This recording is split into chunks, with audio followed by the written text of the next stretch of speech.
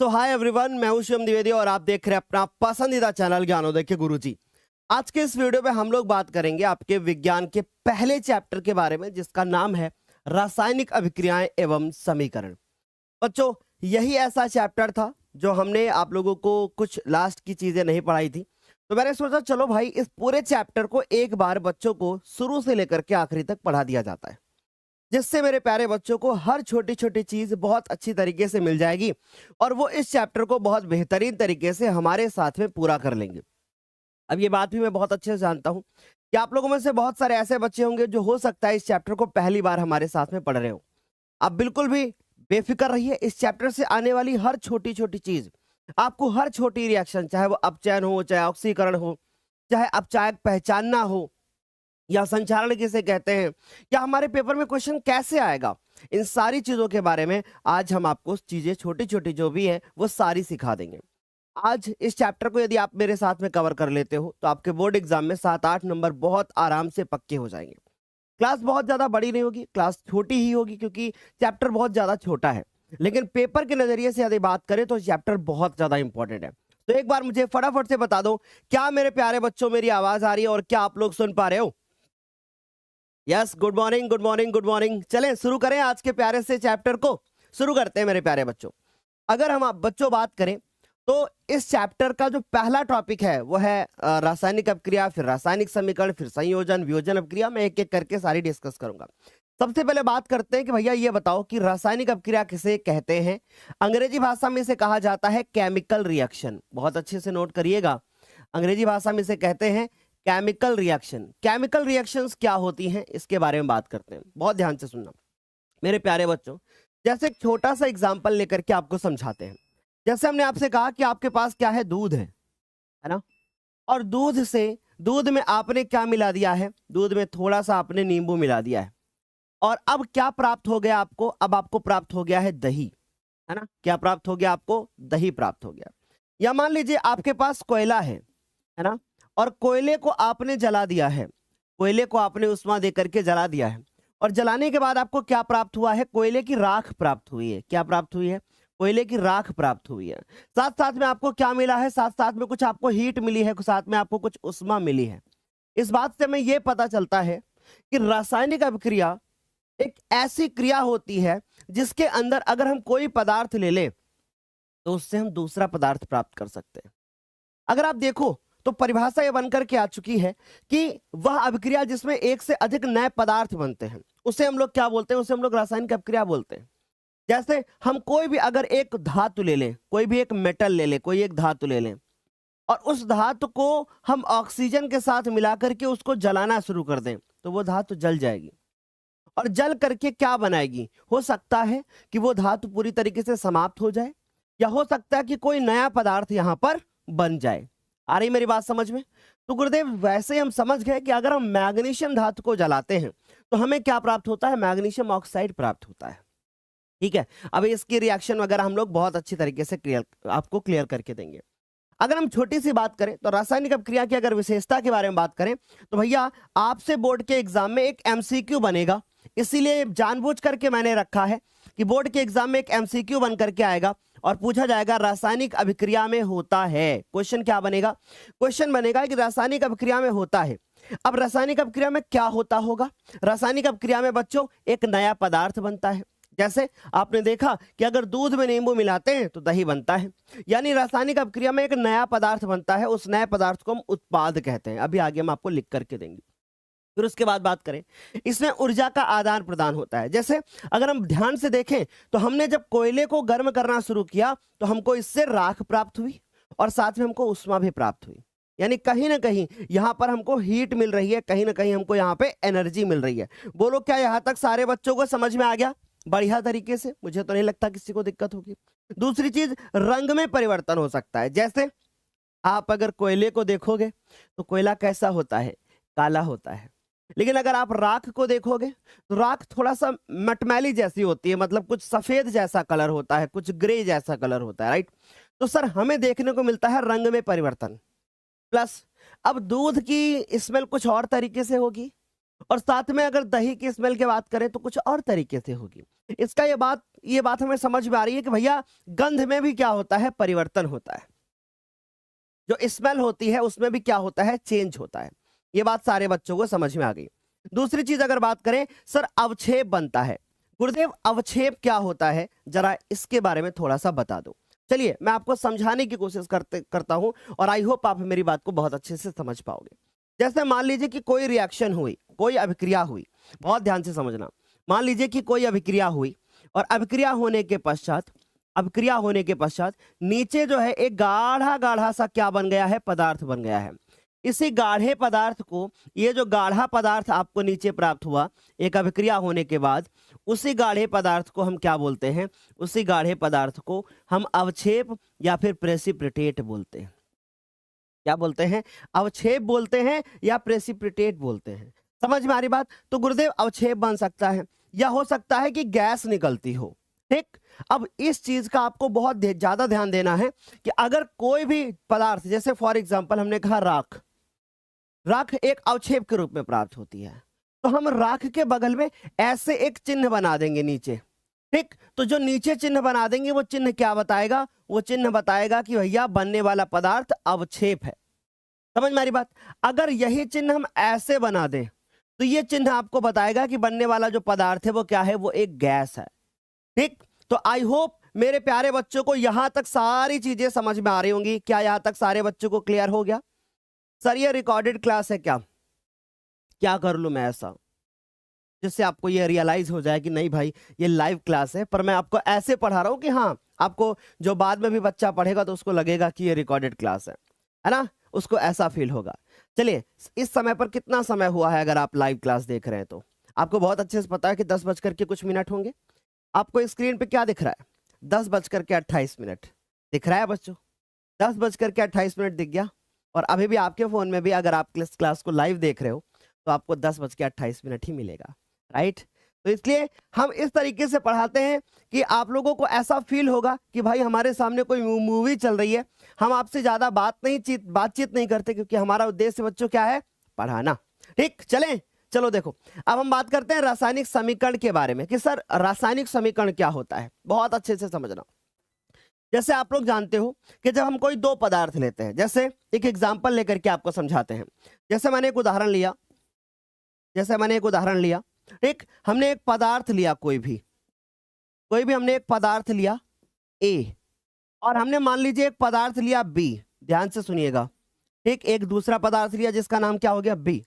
इन दोनों पदार्थ को हम लेने के बाद इनसे क्या प्राप्त करते हैं, इनसे हम एक पदार्थ प्राप्त करते हैं, जो कि पदार्थ प्राप्त होता है हमें सी, और एक दूसरा पदार्थ हम प्राप्त करते हैं जो कि पदार्थ क्या हो गया, डी।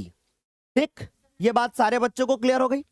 अब बच्चों जो इसमें आपको पदार्थ ए और पदार्थ बी मिलता है ना, ये जो पदार्थ ए है और जो पदार्थ बी है, इन्हीं दोनों को हम क्या बोलते हैं, इन्हीं दोनों को कहा जाता है, इन्हीं दोनों को कहा जाता है क्या, इन्हीं दोनों को कहा जाता है अभिकारक। आ रही बात समझ में? इन्हीं दोनों को क्या कहा जाता है, इन्हीं दोनों को कहा जाता है अभिकारक। क्लियर हो गया? ठीक है सर। अब ये जो पदार्थ सी और पदार्थ डी हमको प्राप्त होता है, इन्हीं दोनों को क्या कहा जाता है, इन्हीं दोनों को कहा जाता है उत्पाद। यानी गुरुदेव हम बहुत अच्छे से समझ गए कि सर जो अभिकारक होते हैं वो हमेशा बाईं तरफ लिखे जाएंगे और जो उत्पाद होंगे वो हमेशा दाईं तरफ लिखे जाएंगे। लेकिन गुरुदेव हम यहां से एक बात को और अच्छी तरीके से समझ पा रहे होंगे कि जो ये जो अभिकारक होते हैं इनके बीच में प्लस का चिन्ह लगाते हैं, और जो उत्पाद होते हैं इनके बीच में भी हम लोग क्या करते हैं, प्लस का चिन्ह लगाते हैं। क्या यहां तक सारे बच्चों को क्लियर? अच्छे से बता दो। अगर आज का चैप्टर आप मेरे साथ में अच्छे से नहीं पढ़ोगे तो फोर्थ चैप्टर फिर मेरे से उम्मीद मत करना, है ना। चलो देखो हमने क्या कहा, पदार्थ ए और पदार्थ बी। अब ये क्या है, ये अभिकारक है, और ये क्या प्राप्त हुए हैं, ये हमको उत्पाद प्राप्त हुए हैं। ठीक है, अभिकारकों को बाईं ओर लिखेंगे, उत्पादों को हम लोग दाईं ओर लिखेंगे। ये बात बहुत अच्छे से समझ में आ गई। अब बड़ा सवाल ये है कि गुरुदेव ये जो अभिकारक होते हैं इनको हम क्या बोलेंगे, तो ये होते हैं अभिक्रिया में भाग लेने वाले पदार्थ। तो यहां से भी एक सवाल बन सकता है आपके बोर्ड के एग्जाम में कि अभिक्रिया में भाग लेने वाले पदार्थों को क्या कहा जाता है। अभिक्रिया में भाग लेने वाले पदार्थों को कहा जाता है अभिकारक। समझ में आ रही बात। और अभिक्रिया में जो बनता है ना, यानी कि बनने वाले पदार्थों को, है ना, अभिक्रिया में भाग लेने वाले पदार्थों को अभिकारक कहते हैं। और जो पदार्थ हमें अभिक्रिया के बाद मिलता है, यानी बनने वाला जो पदार्थ होता है, बनने वाले पदार्थ को हम उत्पाद कहते हैं। क्या ये बात सभी बच्चों को समझ में आ गया? एक बार फटाफट से बताओ, क्लियर हो गया अच्छी तरीके से? किसी को कोई डाउट नहीं? Very good. तो गुरुदेव ये बात हम अच्छे से समझ गए। अभिकारक और उत्पाद के बीच में हमेशा हम तीर का निशान लगाते हैं, ये बात आपको पता होनी चाहिए। लेकिन एक प्यारा सा आपको नोट लिखना है, बहुत ध्यान से सुनिएगा। एक प्यारा सा आपको नोट लिखना है कि अगर अभिक्रिया दोनों तरफ से हो रही हो, ध्यान से सुनिएगा, यदि अभिक्रिया क्या हो रही हो, यदि अभिक्रिया दोनों तरफ से हो, यदि अभिक्रिया क्या हो जाए, दोनों तरफ से हो।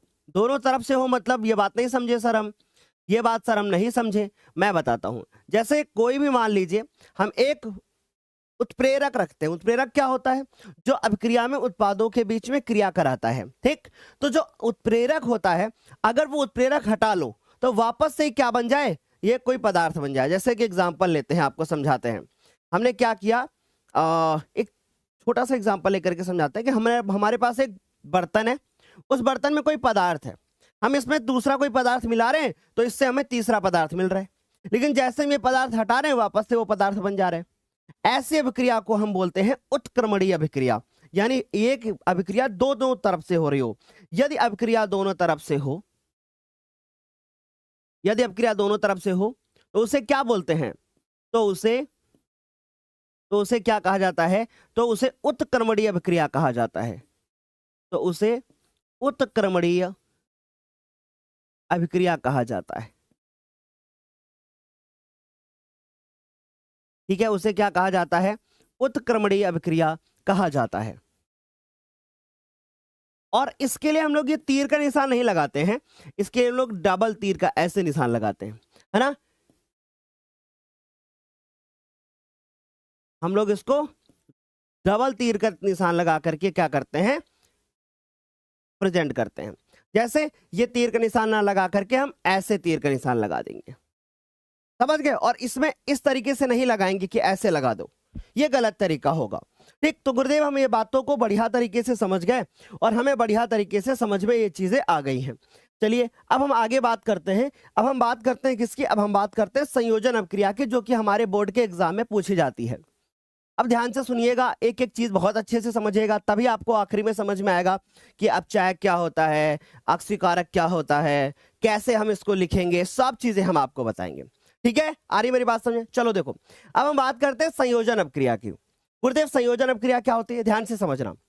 जैसे मान लीजिए कि हमारे पास कोई भी एक अभिकारक है, जैसे मान लीजिए कि हमारे पास कोई भी एक अभिकारक है ए, ठीक, और हमारे पास कोई भी एक अभिकारक है बी।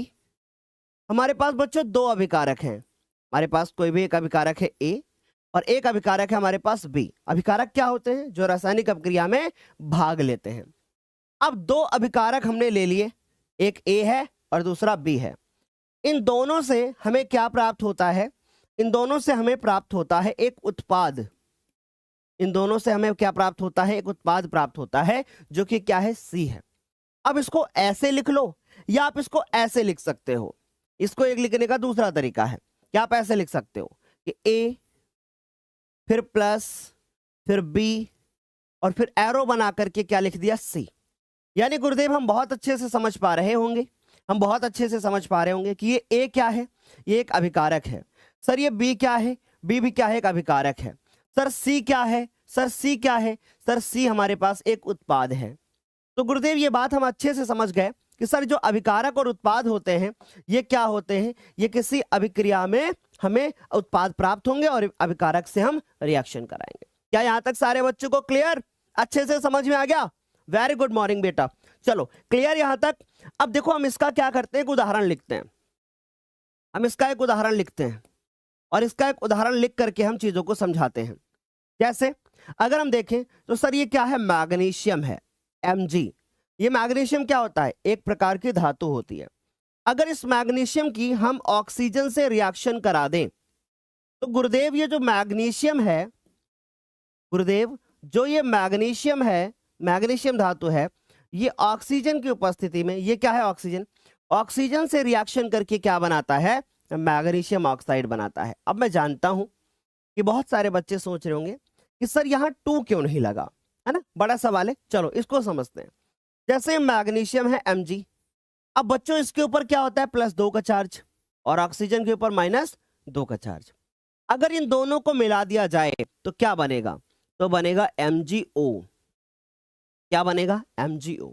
ये +2 और -2 दोनों क्या हो जाएंगे, समाप्त हो जाएंगे। वेरी गुड, बढ़िया, है ना, वेरी गुड। सर कुछ लोग कहते हैं मोबाइल से मत पढ़ो, क्यों नहीं भाई, क्यों नहीं पढ़ेंगे? अगर कोई चीज आपको अच्छे से मिल रही है मोबाइल पर तो आपको पढ़ना चाहिए। अब ये क्या बनकर के तैयार हुआ है, ये बनकर के तैयार हुआ है मैग्नीशियम ऑक्साइड। अच्छा आपने क्या देखा यहाँ पे, आपने एक चीज देखी यहाँ पे कि गुरुदेव जो ये मैग्नीशियम था उसने ऑक्सीजन के साथ रिएक्शन करके, और ये दोनों एक दूसरे के साथ रिएक्शन करके क्या बनाते हैं, मैग्नीशियम ऑक्साइड।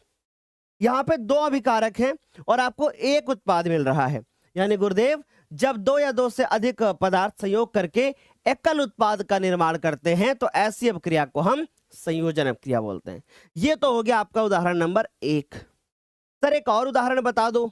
चलो देखो, अगर मान लीजिए हमारे पास ये है कार्बन, ये ऑक्सीजन से रिएक्शन कर जाए तो क्या बनाएगा, तो बनाएगा कार्बन डाइऑक्साइड। यानी गुरुदेव ये क्या है, ये है हमारे पास कार्बन, और ये क्या प्राप्त हुआ हमको, ये प्राप्त हुआ हमको कार्बन डाइऑक्साइड।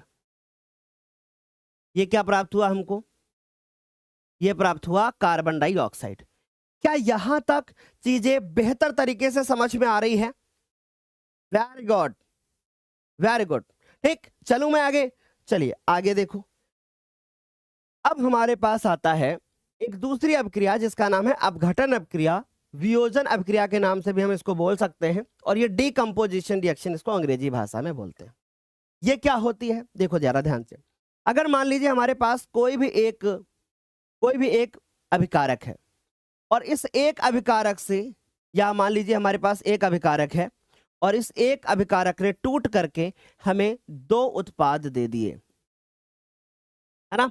यानी गुरुदेव हम समझ गए, एक अभिकारक टूट करके हमें 2 उत्पाद दे रहा है, लेकिन ये अभिकारक अपने मन से थोड़ी ना टूट गया होगा, कोई तो बाहरी प्रभाव आया होगा, कोई तो ऐसी चीज होगी जो इसमें अभिक्रिया कराने के लिए मदद कर रही होगी, जिसने अभिक्रिया कराई होगी, कोई तो ऐसा चीज होगा ना।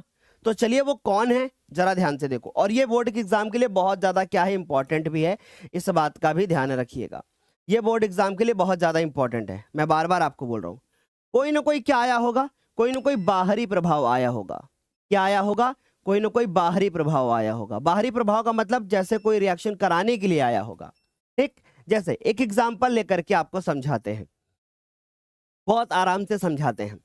अगर मैं आपसे बोल दूं कि गुरुदेव ये आपके पास क्या है, पानी है, ये क्या है, पानी है, और मैं चाहता हूं कि ये पानी जो है उससे हाइड्रोजन आयन और ऑक्सीजन बनने लगे, है ना, यानी उससे हाइड्रोजन गैस और ऑक्सीजन गैस बनने लगे, तो क्या पानी अपने आप हाइड्रोजन गैस बनाने लगेगा? नहीं बनाएगा। आ रही मेरी बात समझ में? Very good, thank you. Okay okay okay. एक बच्चा कह रहा है सर आपने जो एनसीईआरटी वाली प्रश्नों वाली सीरीज लॉन्च करी थी उससे बहुत फायदा हुआ। हाँ बिल्कुल फायदा होगा, है ना। तो अब ये क्या लिखा है, पानी। अब पानी क्या है, मैं मान लीजिए पानी इसको रख देता हूं और मैं चाहता हूं कि इससे हाइड्रोजन गैस बने, तो ऐसे तो नहीं बनेगी। मुझे क्या करना पड़ेगा, मुझे जाहिर सी बात है इस पानी में कुछ ना कुछ डालना पड़ेगा, और मैंने पानी में क्या दे दिया, विद्युत। जैसे मैंने पानी में बिजली प्रवाहित करी, अब पानी के अंदर रिएक्शन चालू हो गई और उसने हाइड्रोजन गैस और ऑक्सीजन गैस बना दिया। तो गुरुदेव हम बहुत अच्छे से समझ रहे हैं कि जब कोई एक पदार्थ बाहरी प्रभाव के कारण टूट जाता है तो 2 या 2 से अधिक पदार्थों का क्या करता है, निर्माण करता है। 2 या 2 से अधिक पदार्थों का क्या करता है, निर्माण करता है। और जो ये 2 या 2 से अधिक पदार्थों का निर्माण करता है, हम इसी को बोलते हैं, वह अपक्रिया क्या कहलाती है, उसी अपक्रिया को हम अपघटन अपक्रिया बोलते हैं। ठीक, अब ये अपक्रिया हमारे सिलेबस के अंदर 3 प्रभावों को लेकर के दी गई है। पहला प्रभाव क्या है, प्रकाश, दूसरा क्या है, विद्युत, और तीसरा क्या है, उष्मा। हम इन तीनों को समझेंगे डिटेल में, क्योंकि बच्चों हमारा एक उद्देश्य रहता है कि हम अपने बच्चों को डिटेल में सारी चीजें पढ़ाएं। अब ध्यान से सुनिएगा। अब पहली अपक्रिया है जिसको हम लोग बोलते हैं प्रकाश अपघटन, यानी प्रकाश की उपस्थिति में हो, है ना। पहली अपक्रिया हो गई हमारे पास प्रकाश अपघटन, जो कि प्रकाश की उपस्थिति में हो रही होगी।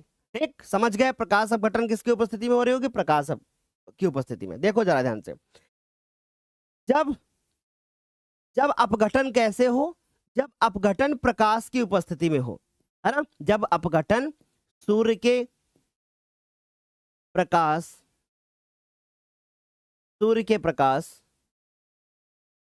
की उपस्थिति में हो रहा हो, है ना।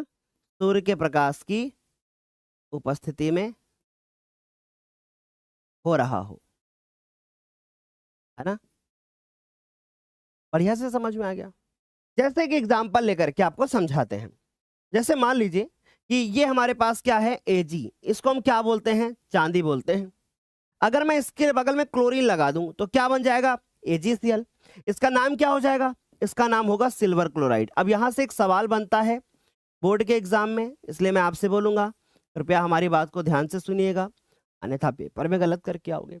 ये क्या है? AgCl। इसको हम क्या बोलते हैं? इसको बोलते हैं हम सिल्वर क्लोराइड। ठीक है, अगर इस सिल्वर क्लोराइड को हम सूर्य का प्रकाश दे दें, यानी हम सूर्य का प्रकाश दे दें, ठीक, तो क्या होगा? ध्यान से सुनिएगा बहुत अच्छी तरीके से। अगर इस सिल्वर क्लोराइड को हम सूर्य का प्रकाश देते हैं तो ये सिल्वर में टूट जाता है, यानी चांदी में टूट जाता है, और क्लोरीन में टूट जाता है। अब क्लोरीन अकेला नहीं लिखा जाता, हमेशा Cl2 लिखते हैं। ठीक, क्यों सर हम Cl2 क्यों लिखते हैं? क्योंकि वो एक प्रकार का द्विपरमाणुविक होता है अणु। ठीक, 2 अणु होते हैं उसमें Cl के। गुरुदेव हम समझ गए। अब इसको बैलेंस भी करना पड़ेगा, तो यहां 2 लगा दो और यहां पर भी 2 लगा दो। अब ये पूरी रिएक्शन क्या हो गई? बैलेंस हो गई। अब आप देख सकते हो पूरी रिएक्शन बैलेंस है। ये जो बना हुआ है, ये क्या बना हुआ है? Chlorine gas. ये बात भी समझ गए। ये क्या बना है? ये बना है सिल्वर, यानी कि चांदी। ठीक, अब यहीं से बोर्ड के एग्जाम में एक सवाल आता है, और बोर्ड के एग्जाम में सवाल बच्चों ये आता है, ध्यान से सुनिएगा, मैं आपको कंप्लीट पूरे चैप्टर को कवर करके दूंगा। सवाल ये आता है कि सिल्वर क्लोराइड को, ध्यान से नोट करिएगा, सुनिएगा। सवाल ये आता है कि जो हमारी सिल्वर क्लोराइड होती है, सिल्वर क्लोराइड को काले रंग की बोतल में क्यों रखते हैं? सिल्वर क्लोराइड को काले रंग की बोतल में क्यों रखते हैं? काले रंग की बोतल में क्यों रखा जाता है? यह सवाल हमसे अक्सर पूछ लिया जाता है कि भैया हम सिल्वर क्लोराइड को काले रंग की बोतल में क्यों रखते हैं। ये बोर्ड एग्जाम में 2020, 2024 और 2025 में ये सवाल पूछा गया है। एक ये सवाल पूछा गया है। अब ये सवाल क्या कहता है कि भैया सिल्वर क्लोराइड को हम काले रंग की बोतल में क्यों रखते हैं? तो इसका उत्तर होगा कि हम सूर्य के प्रकाश से सिल्वर क्लोराइड को बचाने के लिए हम उसको काले रंग की बोतल में रखते हैं। अगर मैं काले रंग की बोतल में इसको नहीं रखूंगा तो बेटा सिल्वर क्लोराइड जो होगा उसका अपघटन हो जाएगा और नीचे रिएक्शन देनी पड़ेगी। क्या यहां तक सारे बच्चों को समझ में आ गया? Very good sir, my name is Arushi. कैसे हो आप? मैं अच्छा हूँ। ज्ञानोदय के गुरुजी का स्टूडेंट, बहुत बढ़िया। आप बहुत अच्छा हूं मैं, है ना। तो यहां तक सारे बच्चों को क्लियर हो गया? Very good. और बच्चे आंसर भी कर रहे हैं, बहुत अच्छी बात है, अच्छे से क्लियर हो गया। अब इसी में अभी हमें और चीजों को डिस्कस करना है। हमने प्रकाश अपघटन देख लिया। अब हम किसके बारे में बात करेंगे? अब हम बात कर रहे होंगे, ये क्या भाई, एक कम से कम पेज तो दे देते। चलो कोई नहीं, हम एक दूसरा पेज बना लेंगे, है ना। चलो कोई बात नहीं। देखो सर, ये हमें समझ में आ गया। अभी हमने प्रकाश अपघटन देख लिया है। अब हम बात करेंगे विद्युत अपघटन के बारे में। किसके बारे में बात करेंगे? अब हम दूसरी रिएक्शन के बारे में बात करेंगे, जो कि कैसी है, जो कि है विद्युत अपघटन। अब गुरुदेव ये विद्युत अपघटन क्या होती है? गुरुदेव ये विद्युत अपघटन अपक्रिया क्या होती है, इसे बताइए।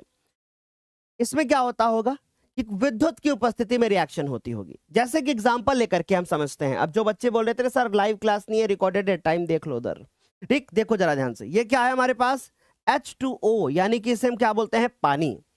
अगर इस पानी को हम विद्युत देना शुरू कर दें, यानी इसको हम इलेक्ट्रिसिटी देना शुरू कर दें, ठीक है, इलेक्ट्रिसिटी देना शुरू कर दें, तो इलेक्ट्रिसिटी देने के बाद क्या बनता है, H2 बनता है, और क्या बनता है, O2 बनता है।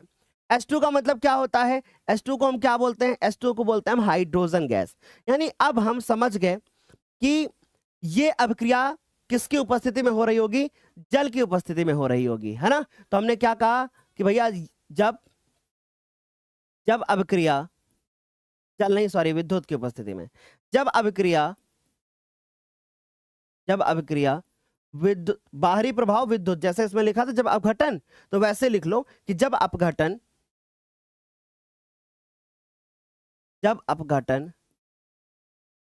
विद्युत के कारण हो रहा हो, विद्युत के कारण हो रहा हो, तो उसको हम क्या बोलते हैं, तो उसको हम कहते हैं कि विद्युत अपघटन अपक्रिया। ठीक है, तो बच्चों को यहां तक बढ़िया से समझ में आ गया, किसी बच्चे को कोई डाउट नहीं, बढ़िया से क्लियर हो गई चीजें। अब आते हैं हम तीसरी अपक्रिया की तरफ, जो कि हमारे लिए सबसे ज्यादा इंपॉर्टेंट है, और जो कि अभिक्रिया क्या है, उष्मीय अपघटन अपक्रिया, है ना। यानी अब हम बात करेंगे, अभी विद्युत अपघटन बात किया, अब हम बात करेंगे उष्मीय अपघटन। अब इसमें क्या होगा कि जब अपक्रिया उष्मा की उपस्थिति में हो रही हो, है ना, जब अपक्रिया किसकी उपस्थिति में हो रही हो, उष्मा, यानी उष्मा के कारण हो रही हो, तो हमने लिखा कि जब अपघटन किसके कारण हो, उष्मा के कारण हो रहा हो,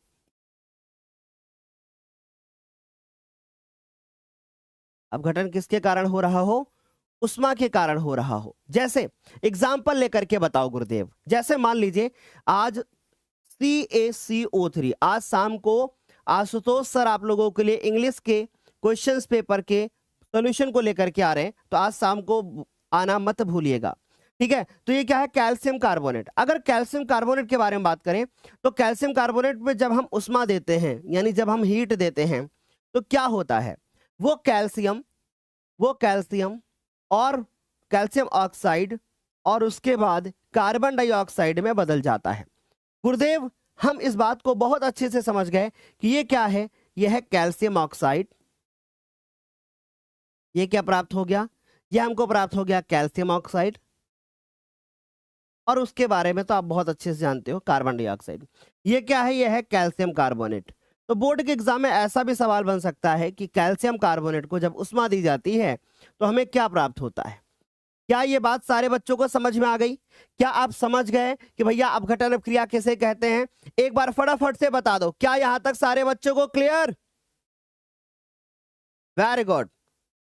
गुरुदेव आपसे प्रार्थना है कि जो चैप्टर के एनसीईआरटी क्वेश्चन रह गए हैं उनको भी करा दो। बिल्कुल करा दूंगा मैं। चलिए अब मैं आपको समझाता हूं कि विस्थापन अभिक्रिया क्या होती है, ठीक है, इसके बारे में बात करता हूं। जैसे बच्चों ध्यान से समझना, बहुत ध्यान से समझना। ये मान लीजिए कौन है, ये आपके शिवम सर हैं। ध्यान से समझना, बहुत प्यार से आपको समझाने जा रहा हूं। ये कौन है, ये आपके शिवम सर हैं, ठीक। और फिर उसके बाद ये कौन है भैया, ये आपके आशुतोष सर हैं, ठीक है, ये आपके आशुतोष सर हैं। अब शिवम सर और आशुतोष सर एक साथ बढ़िया मस्त जिंदगी जी रहे हैं। इन लोगों को कोई समस्या नहीं है। एक टीचर आपको इंग्लिश पढ़ा रहा है, एक टीचर आपको मैथ, साइंस और सोशल साइंस पढ़ा रहा है, और बढ़िया तरीके से हमारा सिलेबस पूरा हो रहा है। लेकिन इसी बीच में कोई एक तीसरा व्यक्ति आता है। मान लीजिए इसी बीच में कौन आ गया, इसी बीच में दिव्यांशी मैम आ गई। कौन आ गया, इसी बीच में दिव्यांशी मैम आ गई। और दिव्यांशी मैम आते ही बोली, आशुतोष सर से इंग्लिश क्यों पढ़वा रहे हैं आप, हम पढ़ाएंगे इंग्लिश। अब पता चला दिव्यांशी मैम ने कहा है आशुतोष सर आप जाइए, और हमारे बीच में क्या करा दिया, दरार उत्पन्न करा दी। अब मैंने भी सोचा अच्छा चलो ठीक है, दिव्यांशी मैम जो है इंग्लिश पढ़ा दे बच्चों को। तो भैया शिवम सर और दिव्यांशी मैम एक हो गए और आशुतोष सर को किनारे कर दिया। मेरी बात समझ में आ रही है? अब शिवम सर और दिव्यांशी मैम एक हो गए। अब दिव्यांशी मैम कौन थी, दिव्यांशी मैम थी बाहुबली। क्यों? क्योंकि इन्होंने क्या किया, इन्होंने रिएक्शन कराने में हेल्प तो करी ही, साथ ही साथ आशुतोष सर को किनारे कर दिया। इसका मतलब जब कोई ज्यादा क्रियाशील पदार्थ आता होगा तो वो किसी दूसरे पदार्थ से अभिक्रिया करके उससे एक पदार्थ को अलग कर देता होगा, है ना। ऐसी अभिक्रिया को कहते हैं हम लोग विस्थापन अभिक्रिया। ठीक, तो सर ये बात सारे बच्चों को समझ में आ गई? एक बार फटाफट से बता दो, क्या यहां तक सारे बच्चों को क्लियर? Very good. चलो भाई, तो अब इसे हम समझते हैं।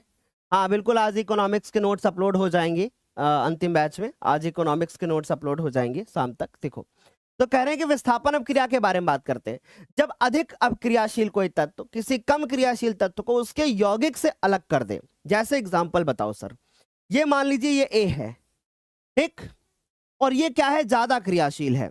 ये क्या है, ये अधिक अभिक्रियाशील है ना, ये अधिक क्रियाशील है। और ये बी और सी की जिंदगी में आया, है ना, बी और सी की जिंदगी में आया, यानी बी सी की जिंदगी में आता है और उसके बाद बी को अलग करके चला जाता है। ठीक, तो इसका मतलब ए और सी बन जाएगा और उसके बाद बी बन जाएगा। अब एक बच्चा कह सकता है, गुरुदेव मुझे एक बात बताइए, क्या ये ऐसा नहीं कर सकता कि ये बी के साथ चला जाए, है ना, डाउट आया। चलो देखो, अगर ये धनायन है और ये भी धनायन है तो धनायन धनायन थोड़ी ना जाएगा, वो किसको पसंद करेगा, सी को, वो बी को क्यों पसंद करेगा। समझ में आ रही बात? सिंपल है, क्लियर है। चलो अब इसको हम थोड़ा डीप में समझते हैं चीजों को बेहतर तरीके से, क्योंकि हमारे लिए क्या इंपॉर्टेंट है, हमारे लिए इंपॉर्टेंट है उदाहरण। बहुत अच्छे से समझना। जैसे अगर हम एक छोटी सी बात बताएं और ध्यान से सुनिएगा, जैसे मान लीजिए हमने जिंक लिया और उसके बाद हमने इसकी रिएक्शन CuSO4 से करा दी। अब यही पूछा जाएगा हमारे बोर्ड के एग्जाम में। हमने जिंक लिया और इसकी रिएक्शन हमने CuSO4 से करा दी। अब ये जिंक क्या है, मैंने अभी आपको बताया कि जो जिंक है वो ज्यादा क्रियाशील है। ठीक, अभी हम आपको ये भी बता देंगे कि कौन क्रियाशील होता है कौन नहीं होता है, हम कैसे याद करेंगे, हम आपको पूरी टेबल बताएंगे। लेकिन अभी के लिए जब तक की रिएक्शन नहीं कंप्लीट होती है, आप ये समझो कि सर बोल रहे हैं कि जिंक ज्यादा क्रियाशील होता है, बस अभी इतना दिमाग में सेट करो। तो जिंक क्या है, ज्यादा क्रियाशील है। और ये जो कॉपर सल्फेट है, इसमें जो कॉपर है वो क्या है, कम क्रियाशील है। तो अब ये जिंक क्या बोलेगा कॉपर से, कहेगा ए कॉपर तुम थोड़ा सा कम क्रियाशील हो ना, मैं कुछ तुमको इलेक्ट्रॉन दे देता हूं, तुम मेरे इलेक्ट्रॉन ले लो और कॉपर को छोड़ के, सल्फेट को छोड़ के भाग जाओ। तो कॉपर जो है बोलेगा ऐसा है, कुछ मिल भी रहा है, माल पानी भी, और ये जिंक जो है दबदबा वाला आदमी है, ये रिएक्शन करा ही देगा, तो चलो मैं चुपचाप किनारे हो जाता हूं। तो जो Zn है वो SO4 के साथ मिल जाएगा और बेचारे कॉपर को अलग कर देगा। यानी हम सर समझ गए कि सर ये क्या बना लेगा, ये बना लेगा जिंक सल्फेट, और ये बेचारा कॉपर जो है वो अलग हो जाएगा। ठीक है, तो आई होप ये बात आपको बेहतर तरीके से समझ में आ रही होगी कि जिंक ने कॉपर सल्फेट से कॉपर को अलग कर दिया और उसके बाद ये रिएक्शन हो गई। आई होप ये बात आपको बेहतर तरीके से समझ में आई होगी। अब चलिए मैं आपको समझाता हूं कुछ छोटी छोटी सी चीजों को, और उन छोटी चीजों को समझने के लिए मुझे पहले इस टेबल को समझना पड़ेगा। ठीक, चलिए ध्यान से सुनिएगा, ये टेबल आपको याद रखना पड़ेगा। टेबल में याद करने का तरीका, ऊपर लिखिए कल्लू, फिर ने कार मांगी, आगे जिसका फूटा शीशा, शीशा मतलब लेड, कल्लू ने कार मांगी, आगे जिसका फूटा शीशा, पर हमारी कार हिल गई आज अभी, है ना। ऐसे करके ये कोई ट्रिक बना करके आपको ये टेबल याद रखनी पड़ेगी। अब आप इस टेबल में देखो, आप इस टेबल में देखोगे तो आपको पता चलेगा कि देखो जिंक यहां पर था, है ना, और कॉपर यहां पर था, और जो ऊपर होगा वो ज्यादा क्रियाशील होगा, जो नीचे होगा वो कम क्रियाशील होगा। जैसे मैं आपसे एक छोटा सा सवाल पूछूं और मुझे यस और नो में जवाब देना, ठीक, सारे बच्चे लिख करके बताओ। अगर हम बोले कि भैया बताओ Fe और Zn में कौन ज्यादा क्रियाशील है, टाइप करके बताओ फटाफट से। यहां तक सारे बच्चे फटाफट से बताओ कि Zn और Fe में कौन ज्यादा क्रियाशील है, जल्दी से बताइएगा। वेरी गुड, वेरी गुड, जल्दी बताओ कौन ज्यादा क्रियाशील है। भैया Fe कहां है, Fe तो नीचे है, और Zn कहां है, Zn ऊपर है, इसका मतलब Zn ज्यादा क्रियाशील है। यानी गुरुदेव अगर ऐसा हो जाए, अगर ऐसा सवाल आ जाए हमारे बोर्ड के एग्जाम में कि क्या Fe जो है, क्या Zn जो है वो FeSO4 से रिएक्शन करके, क्या ये रिएक्शन होने के बाद क्या ZnSO4 बनेगा, और क्या ZnSO4 Fe को अलग कर पाएगा? देखिए ब्रेक के बाद। देखिए ब्रेक के बाद जल्दी से बताओ कि यहां आपको क्या दिख रहा है। ये क्या दिख रहा है आपको? ये Zn है, ये FeSO4 है, ये ZnSO4 बन गया और Fe बन गया। गुरुदेव आसानी से बन गया। हम समझ गए कि ये रिएक्शन हो सकती थी, ऐसा नहीं होता कि ये रिएक्शन नहीं होती, ये रिएक्शन हो ही जाएगी। सिंपल है, क्लियर, समझ में आ गई। क्योंकि जिंक ज्यादा क्रियाशील था इसलिए अभिक्रिया हो गई। यह अभिक्रिया सही है। यह अभिक्रिया क्या है? यह अभिक्रिया क्या है? सही है। यह अभिक्रिया हो सकती है, ठीक। लेकिन अगर मैं ऐसे लिख दूं, मैं Fe की रिएक्शन ZnSO4 से करा दूं तो क्या हो सकता है? हाँ ना में बताओ। अगर मैं आपसे पूछूं कि Fe की रिएक्शन क्या ZnSO4 से हो सकती है, जल्दी बताइए, क्या हो सकता है ऐसा? चलिए चेक करके देखो। Fe ZnSO4 से में से SO4 को लेकर के क्या अलग हो सकता है? और क्या Zn को ज्यादा, वो Zn को बाहर कर पाएगा? क्या यह अभिक्रिया होगी? यह अभिक्रिया नहीं होगी। यानी यह अभिक्रिया क्या है? गलत है। यह अभिक्रिया गलत है। कारण बताओ। अगर आपसे पूछे कि इसके पीछे का क्या कारण है कि भैया यह अभिक्रिया गलत क्यों है, क्योंकि यह अभिक्रिया इसलिए गलत है क्योंकि Fe जो है वो कम क्रियाशील होता है और Zn ज्यादा क्रियाशील होता है ना।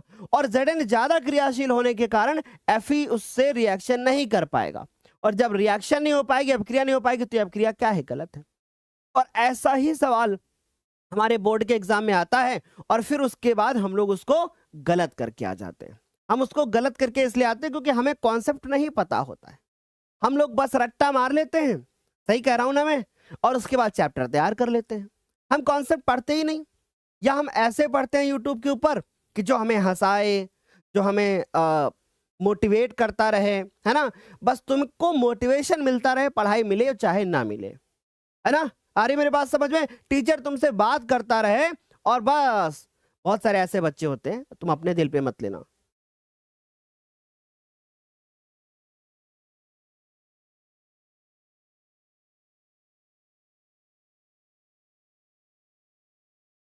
आगे चलूं मैं? यहां तक सारे बच्चों को समझ में आ गया, है ना।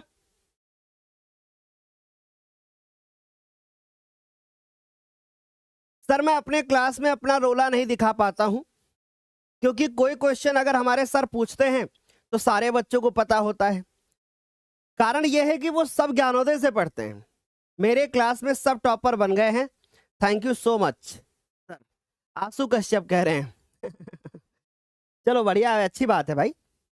कहीं ऐसा ना हो क्लास में सब बोल दें कि आज पता है आंसू कश्यप इसलिए नहीं आया है क्योंकि वो ज्ञानोदय पे क्लास कर रहा होगा। ऐसा ना हो जाए, ऐसा तो नहीं है ना। देखो अच्छा ध्यान से, अब हमारे पास अगला है टॉपिक जिसका नाम है द्विविस्थापन अभिक्रिया, जिसको अंग्रेजी भाषा में बोलते हैं डबल डिस्प्लेसमेंट रिएक्शन। अब गुरुदेव ये क्या होती है ना, इसे हम समझते हैं। जैसे मान लीजिए कि हमारे पास एक कोई धनायन वाला, एक कोई ऋणायन वाला, यानी दोनों मिलाकर के कोई एक यौगिक बना के रह रहे हैं, ठीक। फिर उसके बाद क्या होता है कि एक कोई धनायन वाला और एक कोई ऋणायन वाला एक यौगिक बना करके रह रहे हैं, ठीक। एक यौगिक बना करके रह रहे हैं मतलब एक यौगिक के रूप में है। अब क्या होता है कि ये प्लस का है या माइनस का है, या प्लस का है या माइनस का है। ये प्लस वाला इस माइनस वाले के साथ चला गया, इसने क्या बना दिया? इसने बना दिया AD, समझ गए। और ये बी वाला सी के साथ चला गया क्योंकि ये ऋणायन है और ये धनायन है, तो क्या बना दिया इसने? इसने बना दिया CB। पहले धनायन लिख दो बाद में ऋणायन लिख दो। ये धनायन है ये ऋणायन है, पहला धनायन दूसरा ऋणायन, पहला धनायन दूसरा ऋणायन, ऐसे तो होता है। अब गुरुदेव हम समझ गए कि मुझे यहां पे समझ में आ रहा है कि इस अभिक्रिया के अंदर इस आयन ने इस दूसरे आयन के साथ में क्या कर दी है? साझेदारी कर ली है, या कहें कि अदला बदली कर ली है ना। यानी हम सर यहां पर हम ध्यान से देखें तो इस अभिक्रिया को याद करने के लिए हम एक बात याद रखेंगे कि इसमें क्या होती है? आयनों की अदला बदली होती है। इस अभिक्रिया में क्या होती है? आयनों की अदला बदली होती है। क्लियर है? बढ़िया तरीके से समझ में बात आ रही होगी कि एक ऐसी अभिक्रिया जिसमें आयनों की अदला बदली होती है उसे कहते हैं हम द्विविस्थापन अपक्रिया। अब गुरुदेव इसको उदाहरण के साथ बताओ, क्योंकि यही चीजें तो हमारे लिए इंपॉर्टेंट है और इसी के अंदर हम एक और अपक्रिया के बारे में बात करेंगे जो कि होगी अवक्षेपण अपक्रिया। जैसे बच्चों सिंपल से एक रिएक्शन करा के आपको बताते हैं, ध्यान से समझो। जैसे मान लीजिए ये क्या है, NaCl, जिसको हम क्या नाम देंगे, इसको क्या नाम देंगे, इसको नाम देंगे सोडियम क्लोराइड। मैं बहुत आराम से पढ़ा रहा हूं, मुझे कोई जल्दी नहीं है, आपको भी नहीं होनी चाहिए, ठीक। फिर उसके बाद ये क्या है, ये AgCl है, या सॉरी AgNO3 है, जिसको हम बोलते हैं सिल्वर नाइट्रेट। ध्यान से सुनना, अच्छे से समझना, सिल्वर नाइट्रेट, ये क्या है, सिल्वर नाइट्रेट। अगर Na जो है वो NO3 के साथ चला जाए, किसके साथ चला जाए, Na है NO3 के साथ चला जाए, तो क्या बनाएगा, तो बनाएगा सोडियम नाइट्रेट, ये तो बनाएगा। और उसके बाद जो Ag है वो Cl के साथ चला जाए, Ag Cl के साथ चला जाए, तो क्या बनाएगा, तो बनाएगा सिल्वर क्लोराइड। तो क्या बनाएगा, सिल्वर क्लोराइड। यानी अब आप दिमाग लगाओ, सोडियम क्लोराइड था उससे सिल्वर क्लोराइड बन गया, और सिल्वर नाइट्रेट था उससे सोडियम नाइट्रेट बन गया। यानी कहीं ना कहीं यहां पे इन्होंने अपनी आयनों की अदला बदली कर ली है। गुरुदेव प्रतिस्थापन अपक्रिया किसे कहते हैं, वो चौथे चैप्टर में है। क्या यहां तक सारे बच्चों को समझ में आ गया, यहां तक सारे बच्चों को क्लियर, यहां तक सारे बच्चों को समझ में आ गया ना, चलो तो बढ़िया से सर समझ गए। अब मान लीजिए कि इसी बीच में ये हमने जो अपक्रिया कराई है, इस अपक्रिया को ऐसे मैंने किया, ठीक, ध्यान से समझो। अब यहां पर ध्यान से सुनोगे आप लोग, एक दूसरी अपक्रिया करने जा रहा हूं जो कि बोर्ड एग्जाम के लिए बहुत ज्यादा इंपॉर्टेंट है। ध्यान से सुनिएगा बच्चों, हमने क्या लिया, BaCl2 लिया, जिसको बोलते हैं बेरियम क्लोराइड, और हमने लिया Na2SO4, जिसको बोलते हैं सोडियम सल्फेट। ध्यान से सुनिएगा, जिसको क्या बोलते हैं, सोडियम सल्फेट। अब इन दोनों को लेने के बाद मैंने करा दी अभिक्रिया। ये क्या है, बेरियम, बेरियम आप लोगों को क्लोराइड आप बहुत अच्छे से समझ जाते हो, बीए में दिक्कत हो सकती है इसलिए हमने बेरियम लिख दिया पूरा।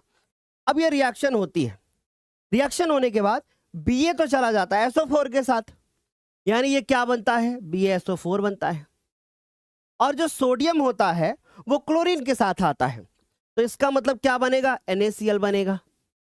सर Na2Cl2 क्यों नहीं बनता है, Na2Cl2 इसलिए नहीं बन सकता क्योंकि दोनों के पास एक ही एक आयन होता है ना, एक ही एक संयोजकता होती है दोनों की, ठीक है गुरुदेव। अब ये रिएक्शन बैलेंस नहीं है, ध्यान से देखें तो 2 सोडियम है, उधर 1 है, इधर 2 क्लोराइड है, उधर 1 है। इसका मतलब यहां पर मुझे 2 लगाना पड़ेगा। इनके नाम बहुत अच्छे से जानते हो आप, ये क्या हो गया, ये हो गया बेरियम सल्फेट, ये क्या हो गया, ये हो गया सोडियम क्लोराइड, ये क्या हो गया, ये हो गया सोडियम क्लोराइड। तो गुरुदेव यहां पर हमने देखा कि इन लोगों ने अपने आयनों की अदला बदली कर ली, लेकिन यहीं पर हम एक बहुत प्यारी सी चीज आपको समझाने की कोशिश कर रहे हैं कि ये जो अभिक्रिया हुई है, इस अभिक्रिया में जो BaSO4 है इसके बगल में ऐसे तीर का निशान भी लगा दोगे। अगर पेपर में नहीं लगाओगे तो कोई दिक्कत नहीं, लेकिन अगर यही अभिक्रिया हमारे बोर्ड एग्जाम में आ जाए कि अवक्षेपण अभिक्रिया क्या होती है ना, तो ध्यान से समझना। अगर बोर्ड के एग्जाम में आ जाए कि गुरुदेव ये बता दो अवक्षेपण अभिक्रिया क्या होती है, मैं कोई टॉपिक छोड़ूंगा नहीं, हर छोटी छोटी चीज आपको पढ़ा रहा हूं और हर छोटी छोटी चीज रिवाइज करा रहा हूं। अगर आपसे पूछ लिया जाए कि मुझे बताओ कि बोर्ड एग्जाम में आपसे सवाल पूछ लिया गया कि अवक्षेपण अभिक्रिया क्या होती है ना, अवक्षेपण अभिक्रिया क्या है, तो क्या बताओगे। अब अगर क्वेश्चन आ जाए कि अवक्षेपण अभिक्रिया क्या है तो क्या बताओगे, अगर ऐसा सवाल आ जाए मान लो, और ऐसा सवाल आता ही है ना, ऐसा सवाल अगर आ जाए कि अवक्षेपण अभिक्रिया क्या होती है तो इसका आंसर क्या लिखोगे, क्या होगा आंसर, इसका आंसर होगा वह अभिक्रिया जिसमें उत्पाद जो बने उस उत्पाद में एक ऐसा पदार्थ बने जो गाढ़ा गाढ़ा हो और वो तली में नीचे बैठ जाए, ठीक। यानी गुरुदेव हम समझ पा रहे हैं कि जैसे मान लीजिए एक बर्तन लिया हमने, और उस बर्तन को लेने के बाद उसके अंदर मैंने कोई एक पदार्थ डाला, और मैं जैसे ही दूसरा पदार्थ डालूं रिएक्शन होना स्टार्ट हो जाए और वो दूसरा पदार्थ जो है वो नीचे तली में यहां पर बैठ जाए। ठीक, तो गुरुदेव ये जो नीचे दूसरा पदार्थ आपको बैठा हुआ दिखेगा, इस बैठे हुए पदार्थ को हम क्या बोलेंगे? इसे हम अवक्षेप बोलेंगे, और अंग्रेजी भाषा में जिसे हम प्रेसिपिटेट बोलेंगे, इसे अवक्षेप बोलेंगे और जिसे अंग्रेजी भाषा में हम प्रेसिपिटेट बोलेंगे। तो हम सर इस बात को अच्छे से समझ पा रहे हैं कि वह अभिक्रिया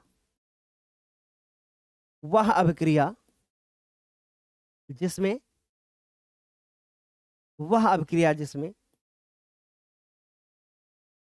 प्राप्त उत्पादों में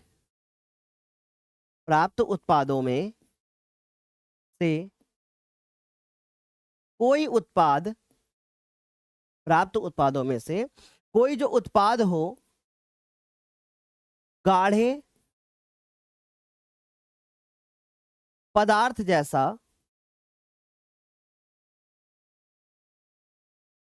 हो, है ना?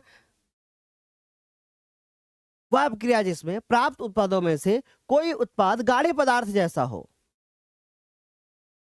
उसे अवक्षेपण अभिक्रिया कहते हैं। क्या बोलते हैं? उसे अवक्षेपण अभिक्रिया कहते हैं।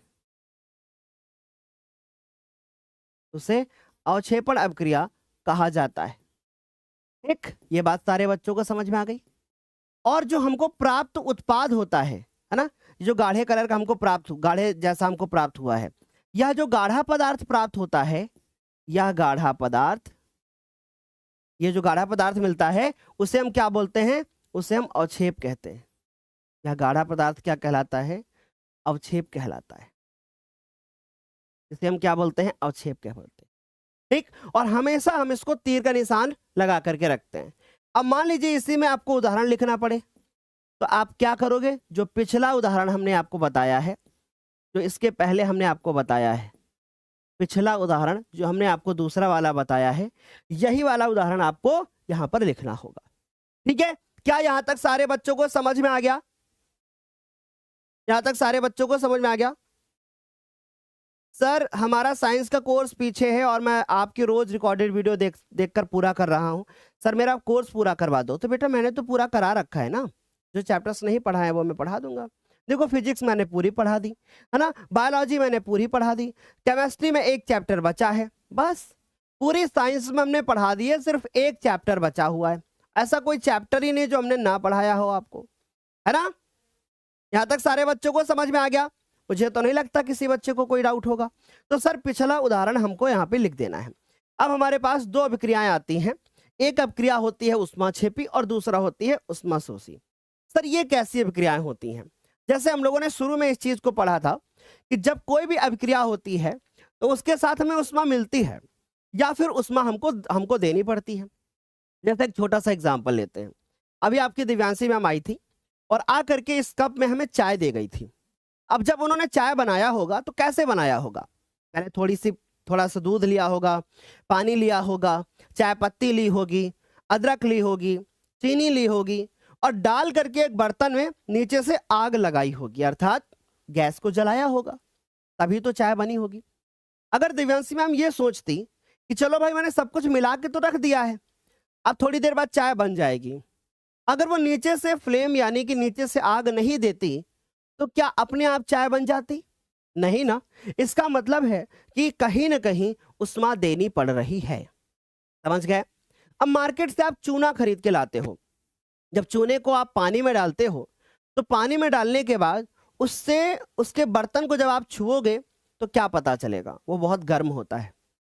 क्यों? क्योंकि उष्मा निकल रही होती है। समझ में आ रही बात? उष्मा निकल रही होती है, ये बात आपको अच्छे से पता होनी चाहिए। ये जैसे मान लीजिए आप निरमा ले लो, निरमा को हाथ में रखो और एक बर्तन में डाल दो, पानी जिसमें भरा हो उसमें हाथ डाल दो, क्या होगा? आपके हाथ में गर्म गर्म जैसा लगेगा। ऐसा क्यों होगा? ऐसा क्यों होगा?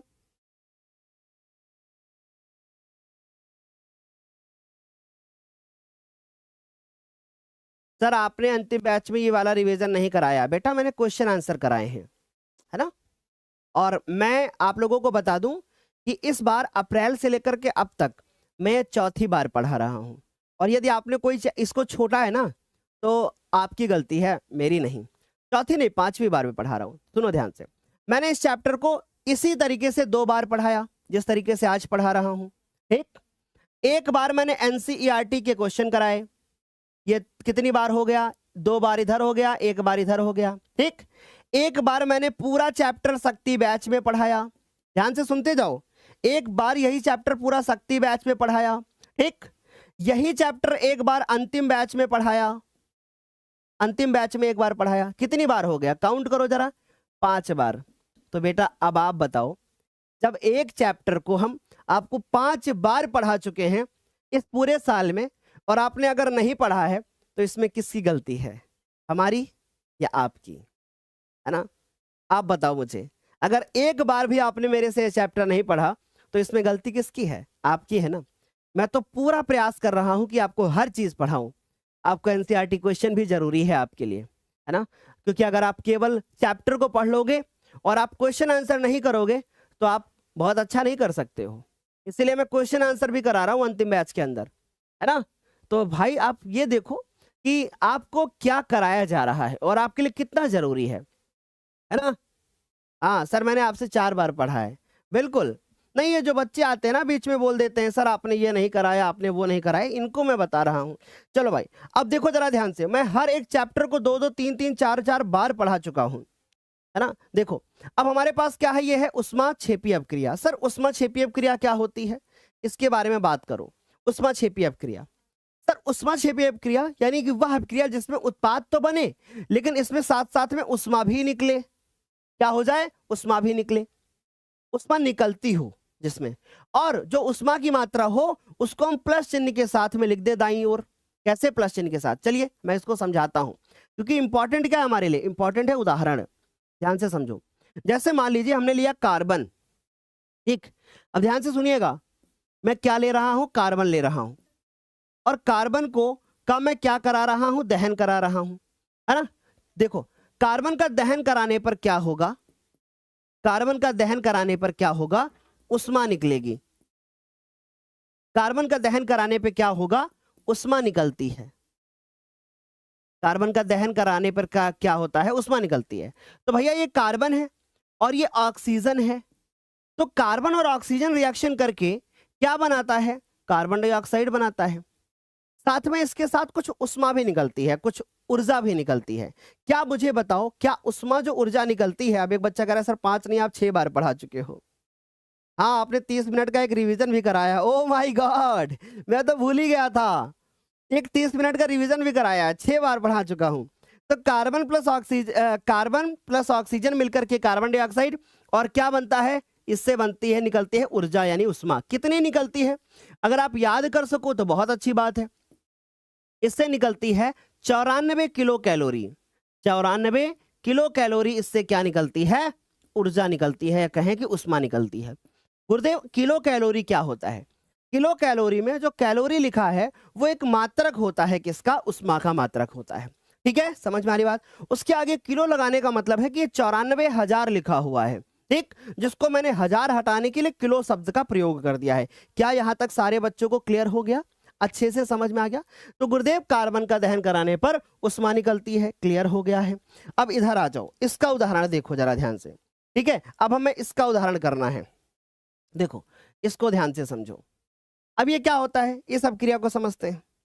इसमें देखो क्या कह रहा है, इसमें कह रहा है कि वह अभिक्रिया जिसमें आपको ऊष्मा देनी पड़े, जिसमें आपको ऊष्मा मिलेगी नहीं बल्कि आपको ऊष्मा देनी पड़ेगी, यानी अभिक्रिया होने के लिए ऊष्मा की आवश्यकता होगी, आपको स्वयं ऊष्मा देना पड़ेगा, उसको ऊष्मा शोषी बोलते हैं।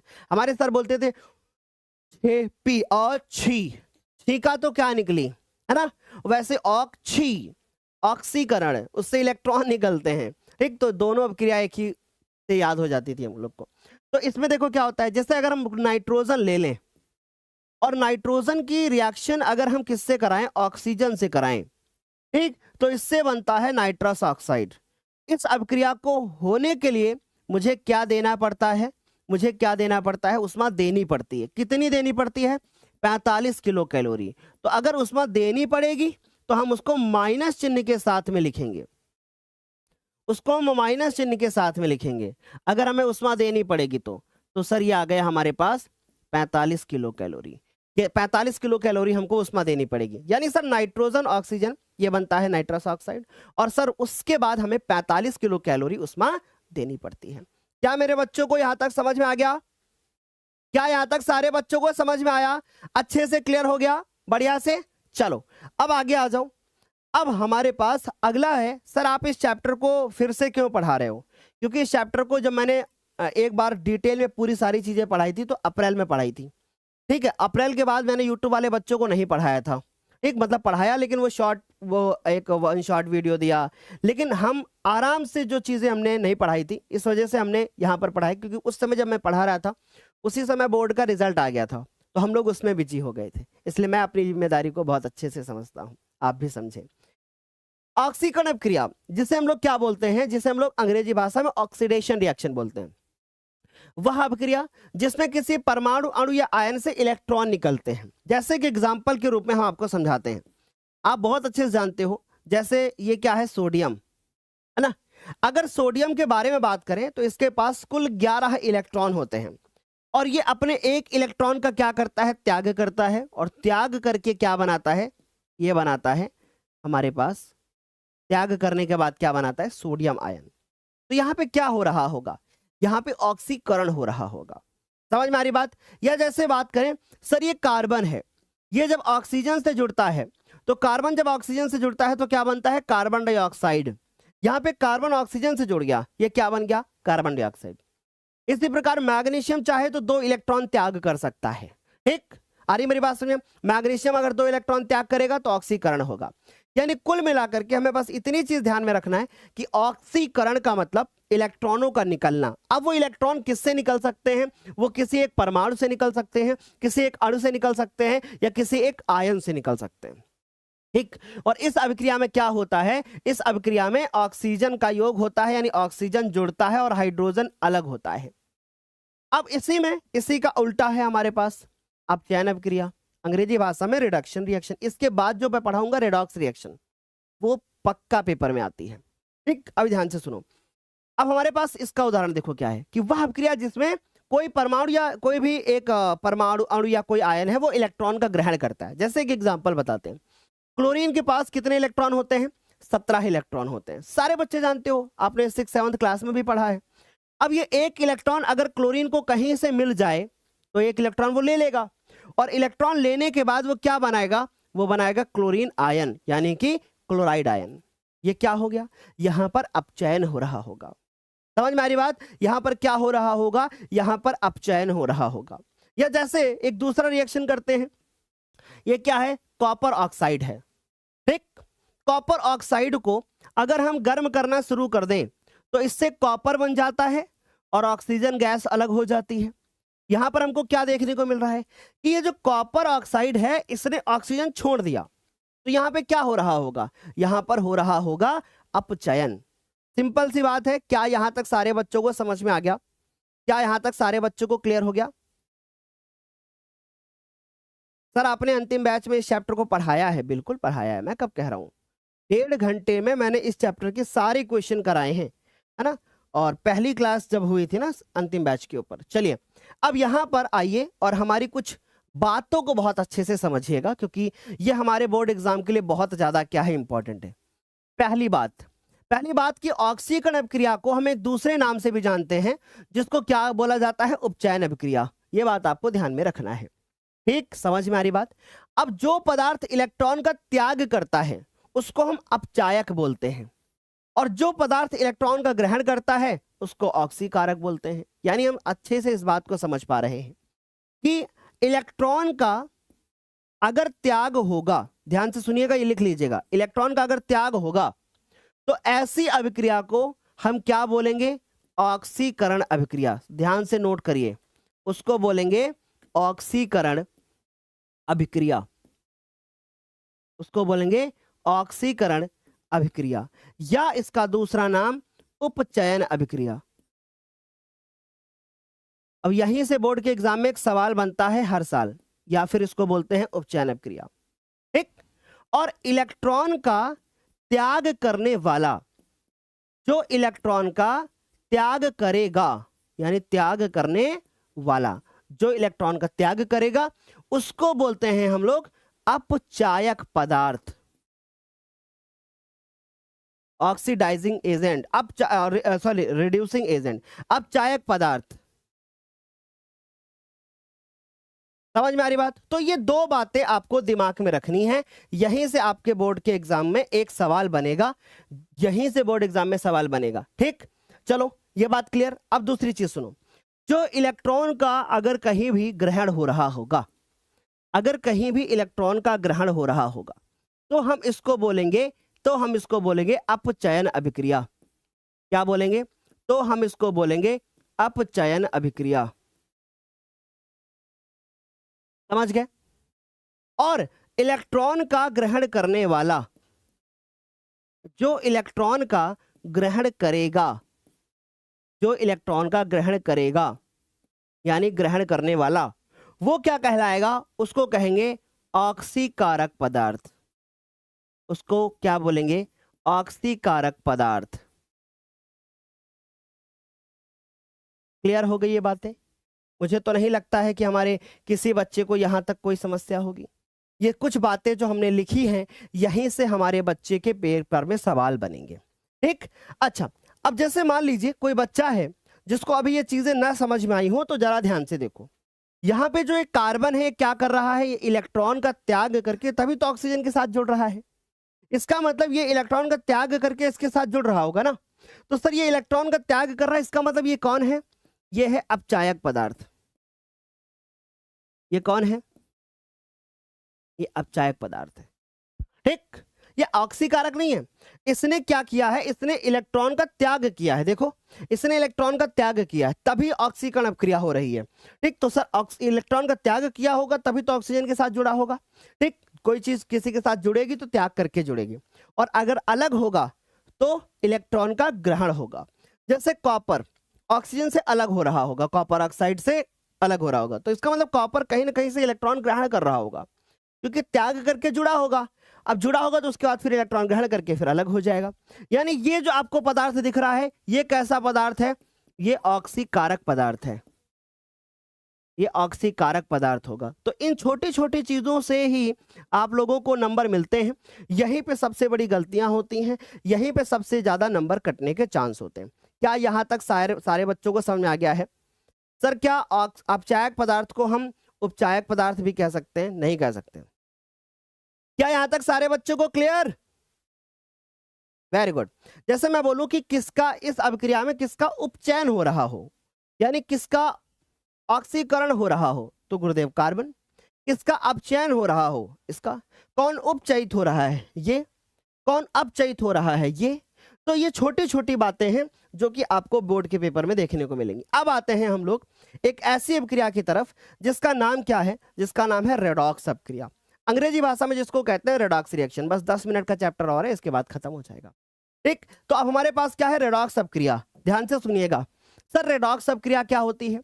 एक ऐसी अभिक्रिया मेरे प्यारे बच्चों जो दोनों तरफ से होती है, दोनों तरफ से जिसमें ऑक्सीकरण अपचयन दोनों होता है, उससे हम रेडॉक्स अभिक्रिया बोलते हैं। सर ये बात हम समझे नहीं। मतलब एक ऐसी अभिक्रिया जिसमें ऑक्सीकरण भी हो रहा हो और अपचयन भी हो रहा हो, यानी दो अभिकारक में से एक अपचायक पदार्थ हो, एक हमारे पास ऑक्सीकारक पदार्थ हो, तो ऐसी अभिक्रिया को हम कौन सी अभिक्रिया बोलते हैं? ऐसी अभिक्रिया को हम रेडॉक्स अभिक्रिया के नाम से जानते हैं। क्या यहां तक सारे बच्चों को समझ में आया?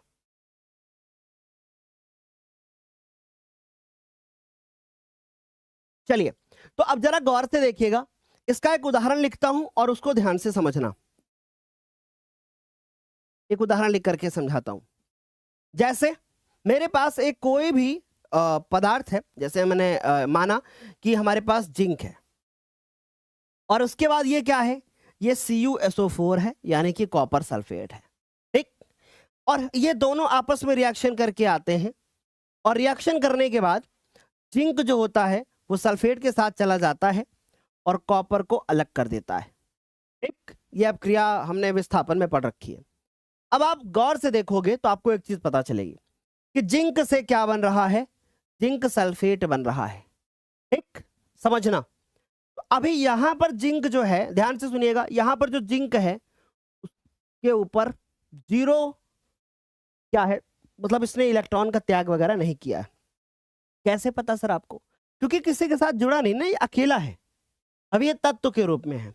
अब इसने क्या किया, ये Zn SO4 बना रहा है। अगर मैं SO4 से बोलूं कि अलग हो जाओ, तो जिंक के ऊपर +2 का चार्ज आएगा, +2 की संयोजकता इसके ऊपर आ जाएगी। तो गुरुदेव हम समझ गए कि जिंक के ऊपर +2 आ जाएगा, है ना। इसका मतलब ये हुआ कि 0 से +2, अगर आप ध्यान से देखें तो यहां पर क्या हो रहा होगा, 0 से +2 होने का मतलब क्या हो रहा होगा, यहां पर 2 इलेक्ट्रॉन का त्याग हो रहा होगा। बोलो क्लियर हो गई बात? यहां पर 2 इलेक्ट्रॉन का त्याग हो गया। मुझे इलेक्ट्रॉन नहीं दिखाने हैं, पर मैं समझा रहा हूं आपको, ठीक है। अब आप यहां पर देखो Cu को, SO4 के साथ जुड़ा है ना, इसका मतलब Cu ऐसा होगा, कुछ Cu कुछ ऐसा होगा, ऐसा, यानी 2 इलेक्ट्रॉन का त्याग करके तब जुड़ा हुआ है, ठीक। अब अगर इसको 2 इलेक्ट्रॉन कहीं से मिल जाएं, तो ये 2 इलेक्ट्रॉन लेकर के Cu 0 बना देगा, तभी तो वो उस रूप में हो पाएगा। यानी गुरुदेव समझ पा रहे हैं कि अगर 0 से +2 हो रहा है, इसका मतलब त्याग हो रहा है, और +2 से 0 हो रहा है, इसका मतलब ग्रहण हो रहा है।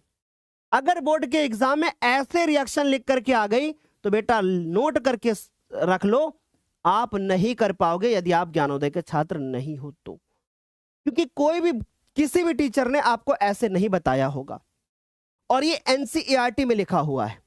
अगर ऐसे रिएक्शन लिख करके आ गई कि भैया यहां पे Cu+2 से Cu बन रहा है, बताइए ये कौन सी अपक्रिया है, तो आप नहीं बता पाओगे, आप समझ नहीं पाओगे कि इधर क्या हो रहा है। तो इसलिए ध्यान से देखो, यहां पे इलेक्ट्रॉन का त्याग हो रहा है। जैसे मैं आपसे बोलूं भी आपके पास कुछ पैसे हैं, आपने कुछ दान वान नहीं किया है, यानी आप न्यूट्रल हो, आपने 2 इलेक्ट्रॉन त्याग कर दिया, तो +2 चार्ज आएगा।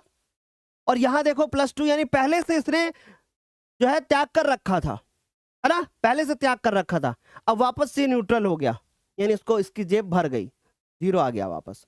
तो ये इस चीज को ध्यान से रखना, अन्यथा पेपर में क्लियर आपको नहीं होगा, ठीक है। क्या यहां तक सारे बच्चों को समझ में आया? क्या यहां तक सारे बच्चों को क्लियर? बहुत बढ़िया, आगे चलो, चले। तो सर जिंक धातु है, कैसे पता होगा बेटा? अब याद रखना होगा, है ना, और वो 2 इलेक्ट्रॉन का त्याग करती है। अब जो इस बात को याद रखोगे, इससे अच्छा यही ना याद कर लो जिंक एक धातु है, ठीक। अब देखो यहां पे क्या हो रहा है, ये जो जिंक है, जिंक से क्या बन रहा है, जिंक सल्फेट, यानी यहां पर 2 इलेक्ट्रॉन का त्याग हो रहा है, 2 इलेक्ट्रॉन का क्या हो रहा है, त्याग हो रहा है। और जहां पर त्याग होता है उसको हम क्या बोलते हैं, ऑक्सीकरण, यानी कि जिंक जो है वो ऑक्सीकृत हो रहा है, यानी जिंक का ऑक्सीकरण हो रहा है, जिंक उपचयित हो रहा है। तीनों बातें हमने बोली, जिंक का ऑक्सीकरण हो रहा है, जिंक का उपचयन हो रहा है, जिंक ऑक्सीकृत हो रहा है, तीनों बातें एक ही है। लेकिन जिंक है क्या, जिंक का ऑक्सीकरण हो रहा है, तो जिंक क्या है, जिंक एक अपचायक पदार्थ भी है ना। जिंक क्या है, एक अपचायक पदार्थ है, क्योंकि इसका ऑक्सीकरण हो रहा है, इसका ये उपचयित हो रहा है, ये ऑक्सीकृत हो रहा है, तीनों बातें एक ही हैं, पर ये बात अलग है, ठीक। अच्छा ठीक है, अब ये Cu से CuSO4 से Cu बन गया, यानी यहां पर क्या हो रहा होगा, यहां 2 इलेक्ट्रॉन का ग्रहण हो रहा है ना। तो यहां पर क्या हो रहा होगा, अगर यहां पर ध्यान से देखें तो यहां पर क्या हो रहा है, अपचयन, यानी कि अगर हम एक बात बोले कि CuSO4 का अपचयन हो रहा है ना, या मैं बोलूं कि CuSO4 अपचयित हो रहा है, एक ही बात है। लेकिन अगर मैं ये बोलूं कि जो CuSO4 है यह एक ऑक्सीकृत पदार्थ है, सॉरी एक ऑक्सीकारक पदार्थ है, तो ये बात अलग हो जाएगी, यहीं से पेपर में नंबर मिलेंगे। हो सकता है आप मेरी बात को बहुत अच्छी तरीके से समझ पा रहे होंगे। क्या यहां तक सारे बच्चों को क्लियर है? आगे बात करूं मैं, तो ये टॉपिक हमारा कंप्लीट है। अब हमारे पास आता है एक टॉपिक जो कि क्या है, संक्षारण। आपको बस छोटी छोटी चीजों को ध्यान रखना है। संक्षारण जैसे लोहे में जंग लगती है, और आप बहुत अच्छे से जानते हो कि जब लोहे में जंग लगती है तो इस पूरी प्रक्रिया को संक्षारण बोलते हैं। क्या होता होगा, अगर पूछा जाए संक्षारण क्या है, तो संक्षारण एक प्रक्रिया है, अभिक्रिया नहीं है। अभिक्रिया इसके अंदर होती है जिसका नाम है ऑक्सीकरण। यानी गुरुदेव ऐसा सवाल बन सकता है कि बताओ मुझे कि क्या होता है, तो आप याद रखिएगा कि संक्षारण एक प्रक्रिया है, जबकि ऑक्सीकरण क्या है? ऑक्सीकरण इसके अंदर होने वाली अभिक्रिया है। और इसमें क्या होता है? इसमें धातु का ऑक्सीकरण हो जाता है। जैसे कि एग्जांपल बताते हैं कि लोहे पर लाल भूरे रंग की परत जम जाती है, जंग लगना उदाहरण है संक्षारण का। चांदी के ऊपर काली परत जम जाना, यह भी संक्षारण है। ठीक, उसके बाद तांबे के ऊपर हरी परत जमना, यह भी क्या है? संक्षारण है। अब बोर्ड के एग्जाम में यही सवाल आएगा, चांदी कैसी हो जाती है? काली। तांबे के ऊपर काली परत जम जाती है। ठीक, अब जो संक्षारण के परिणाम क्या होते हैं, यह सवाल आज तक नहीं पूछा गया है। बचाव पूछा गया है, परिणाम कभी नहीं पूछा गया, लेकिन एनसीईआरटी में दिया हुआ है। और अगर बन गया तो दिक्कत हो जाएगी। फिर देखो हमने क्या कहा, संक्षारण के परिणाम क्या रिजल्ट निकलता है? धातु की मजबूती कम हो जाती है, उपकरण और मशीनें खराब हो जाती हैं, अधिक नुकसान हो जाता है और लोहे की संरचना कमजोर होकर टूट जाती है। अब ये चीज तो आप बनाकर भी लिख सकते हो ना अपने आप से। ठीक, फिर उसके बाद है कि संक्षारण से बचाव। सर पेंट करना, पेंट कर दो संक्षारण नहीं होगा। जैसे घर में पेंट नहीं कर देते दरवाजे के ऊपर। क्या यहां तक सारे बच्चों को समझ में आया? क्लियर है सभी को? फिर उसके बाद तेल या फिर ग्रीस लगाना। ठीक, तेल या फिर ग्रीस लगाना। आप तेल लगा दोगे किसी बर्तन के ऊपर तो संक्षारण नहीं होगा, क्योंकि रिएक्शन नहीं कर पाएगा ना उससे, नमी से। फिर उसके बाद गैल्वेनाइजेशन करना। गैल्वेनाइजेशन यानी किसी धातु के ऊपर किसी दूसरे धातु की परत जमा देना। ठीक, और स्टेनलेस स्टील का उपयोग करना, यानी स्टील का उपयोग करिए, संक्षारण होगा ही नहीं स्टील में। क्या यहां तक सारे बच्चों को समझ में आ गया? सर सोडियम को किरोसिन में क्यों रखा जाता है? क्योंकि सोडियम एक अधिक अभिक्रियाशील धातु है। ये तीसरे चैप्टर का टॉपिक है। आगे आ जाओ। विकृत गंधिता क्या होती है? विकृत गंधिता का मतलब क्या होता है, पहले ये समझो सर। विकृत गंधिता का मतलब, जैसे मान लीजिए हमारे पास कोई खाने वाला पदार्थ है, हमारे पास मान लीजिए कोई खाद्य पदार्थ है, और खाद्य पदार्थ जैसे ही इसका ऑक्सीकरण होगा, यानी जैसे ही खाद्य पदार्थ का ऑक्सीकरण होगा, इसमें एक प्रकार की क्या हो जाएगी? एक प्रकार की अजीब गंध आ जाएगी। अजीब को बोलते हैं विकृत। जैसे कहें बड़ा अजीब लग रहा है, बड़ा अजीब दिख रहा है, इसका मतलब कि बड़ा विकृत दिख रहा है, अलग दिख रहा है ना, अजीब गंध आती है। और जब अजीब गंध आती है तो इसी को कहा जाता है विकृत गंधिता। ठीक, तो सर समझ गए कि वसा या तेल से बने पदार्थ कि जब ऑक्सीकरण अभिक्रिया हो जाती है तो उसमें एक अरुचिकर स्वाद आ जाता है, एक अरुचिकर गंध आ जाती है, इसी को हम लोग विकृत गंधिता बोलते हैं। क्या यहां तक सारे बच्चों को समझ में आ गया? एक बार फटाफट से बता दो। क्लियर है सभी को? अच्छे से समझ में आ गया? ममता जी, सॉरी मानस तिवारी जी, आप समझने का प्रयास नहीं कर रहे होंगे। अगर आप समझने का प्रयास करेंगे तभी आपको समझ में आएगा ना। क्लियर है यहां तक सारे बच्चों को? क्लियर? चलो मैं आगे, चलो आगे चलते हैं। अब अगला है हमारे पास आखिरी पेज, जिसमें आपको दिख रहा है कि विकृत गंधिता से कैसे बचाव कर सकते हैं। तो वायुरोधी यानी एयर टाइट डिब्बे में रख दो। खाने वाली चीजें हैं उनको आप किसी ऐसे बर्तन में रखिए जहां पे कोई भी मतलब कोई गैस जाए ना, मतलब पूरी तरीके से बंद रहेगी तो ऑक्सीजन जाएगी ही नहीं। फिर दूसरी चीज है कि आप एंटीऑक्सीडेंट मिला दो। अब ये जरा इंपॉर्टेंट है, ध्यान से सुनो, ये एनसीईआरटी में भी लिखा हुआ है। एंटीऑक्सीडेंट मतलब जिसको हम लोग बोलते हैं अंग्रेजी भाषा में एंटीऑक्सीडेंट और हिंदी भाषा में प्रतिऑक्सीकारक। हिंदी भाषा में प्रतिऑक्सीकारक। ध्यान से सुनिएगा, नहीं तो पेपर में नंबर कटेंगे। अब ये प्रतिऑक्सीकारक हमें मार्केट में दो प्रकार से मिलेंगे। पहला मिलेगा BHA और दूसरा मिलेगा BHT। इनके पूरे फुल फॉर्म आपको याद होने चाहिए। ब्यूटिलेटेड हाइड्रोक्सी एनिसॉल और BHT का मतलब ब्यूटिलेटेड हाइड्रोक्सी टोलुइन। ये आपको याद होना चाहिए। ठीक, BHA और BHT ये क्या होते हैं? ये ऑक्सीकरण को रोकते हैं। मैं आपको बता देता हूं, 2026 का बोर्ड पेपर आएगा और ये सवाल अगर पेपर में ना मिला तब कहना, MCQ 1 नंबर का, कि प्रतिऑक्सीकारक पहचानिए, तो उसमें नाम लिखे होंगे। ठीक, इनका एक काम होता है कि ऑक्सीकरण रोकते हैं ये। दूसरी चीज, ठंडी जगह पर भंडारण, यानी आप चीजों को ठंडी जगह पर रखो, जैसे रेफ्रिजरेटर में रख दो। ठंडी जगह में रखने से क्या होता है? जो सूक्ष्म जीव होते हैं वो उत्पन्न नहीं हो पाते। ठीक, दूसरी चीज, प्रकाश से दूर रखो, क्योंकि जब प्रकाश होता है किसी को मिलता है तो वो पदार्थ बहुत तेजी से खराब होने लगता है और अभिक्रिया बहुत तेजी से होने लगती है।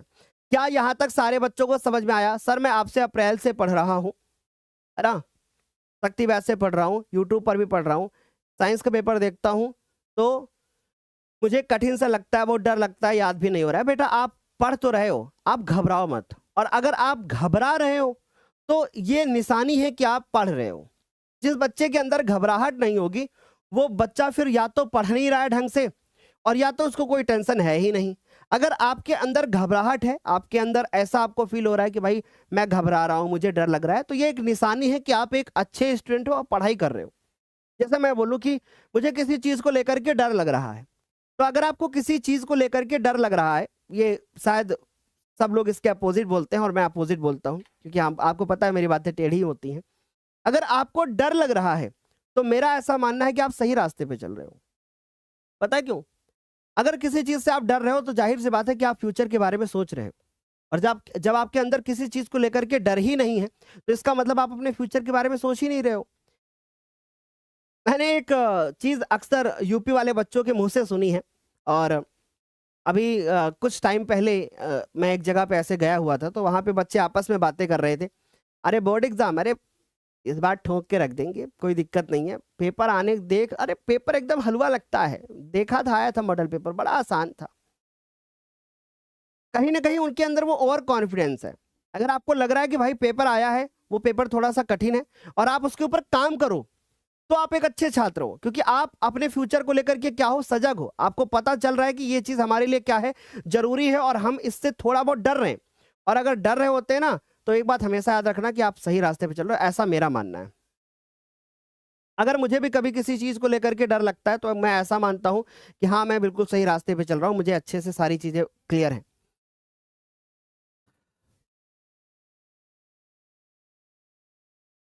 वेरी गुड सर, मेरा पेपर बहुत अच्छा गया है। वेरी गुड सर, मैं आपसे मार्च से ही पढ़ रहा हूँ, आप मेरा कभी नाम ही नहीं लेते हो।